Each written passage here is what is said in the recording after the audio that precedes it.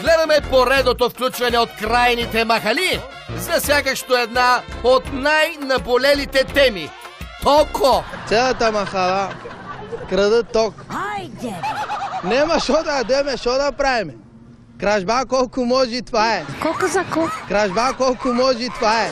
Ама кражба на ток или на нещо друго? Вие по-добре знаете, че ние циганите дори с жените си нямаме брак. Труден е живота, Зуек. Хората без брак живеят, ама без ток вече е прекалено. Искаме да таковаме за ток да говорим. Ако няма то обувки, ако няма то как се облича обувките, не знам. И аз така знам. Електрическите обувалки не работят без ток. Ако няма то как се облича обувките, не знам. Да, затова моята си обикновена, ръчна или по-скоро крачна.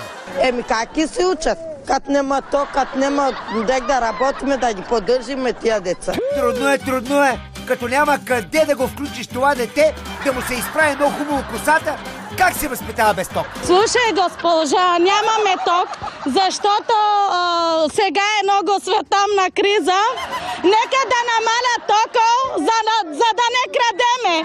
Евала, по-нормално искане от това не бях чувал. Ами нормално е поне на месец да си платиме по 30-40 лева. Ами да, пък даже и в годината веднъж да ги платите, пак е нормално. Без ток война кимо. Само че като нямате ток, с какво ще захраните тази война? Да ви питам. Абе, имаме си ток, ама слагаме, нали, тройки, това, новай.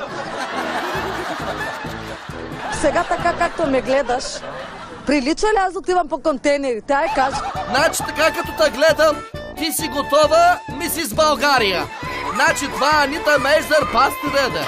Сега така както ме гледаш, прилича ли аз отивам по контейнерите? Ай, кажи. По контейнери не знам, ама като си продаде обеците, може да успее си плати токо. Докато техниците спираха тока в 40 къщи, полицаите намериха килограм и половина канабис в една от тях.